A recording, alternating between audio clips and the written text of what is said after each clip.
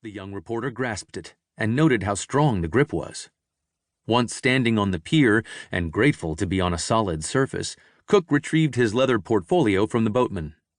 "I'll be back at 1600, the craggy fisherman announced. "Don't be late or you'll be spending the night, and I'll be collecting double if I have to fetch you back tomorrow," he cackled with some glee.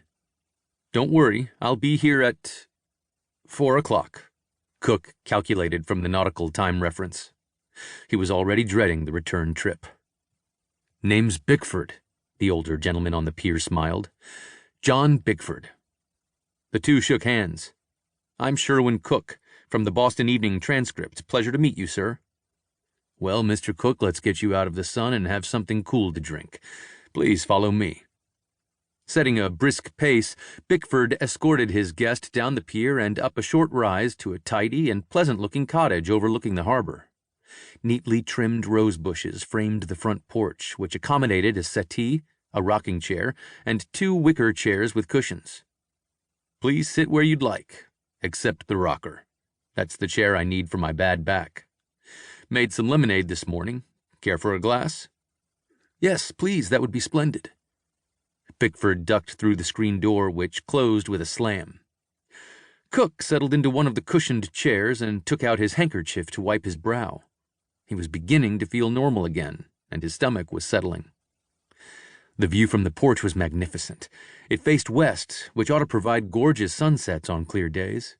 Several sailboats dotted the harbor, cruising along hither and yon, capturing the gentle airs. A dozen fishing boats sat at anchor, a couple of which had seagulls swirling near their sterns, as crews cleaned the detritus from the morning's catch from their decks. Below the cottage, to the left, was another short quay, and tied up all along it on both sides were a dozen small boats that looked to be the type that could be rented for the day. The screen door swung open again, and Bickford emerged with a large tray upon which were 2 tall glasses of iced lemonade, some crackers, a large hunk of cheese, and an uncut salami. He set the tray on a small table between them. "Here you go, something to wet your whistle. And a small lunch if your stomach will allow." Was that a sly smile of recognition on Bickford's face? "Thank you very much, quite nice. Perhaps I'll have a cracker or 2. Bickford grasped one of the tall glasses and set it in front of him. He pulled a silver flask from his shirt pocket, unscrewed the top, and poured 2 fingers' worth of a golden liquid into his lemonade. He then offered the flask to Cook.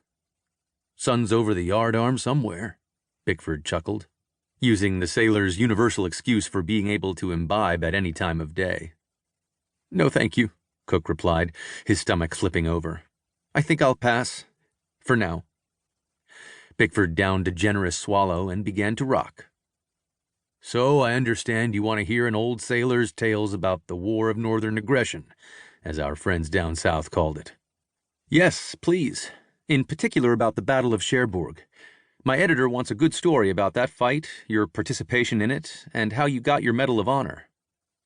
Bickford took another long sip, and almost as if on cue, began his recitation. Cook had taken out his writing pad and pencils and was already furiously scribbling away. For the next 3 hours, between more sips of lemonade, bites of cheese and crackers, hunks of salami, and more lemonade, John Bickford's remarkable story unfolded. It began with him answering his country's call to arms in 1861, his enlistment in the Navy, and assignment to the USS Kearsarge. It continued with his young man's unauthorized and dangerous spying on one of the enemy's ships, and with the remarkable story of the famous battle between the Kearsarge and the Alabama.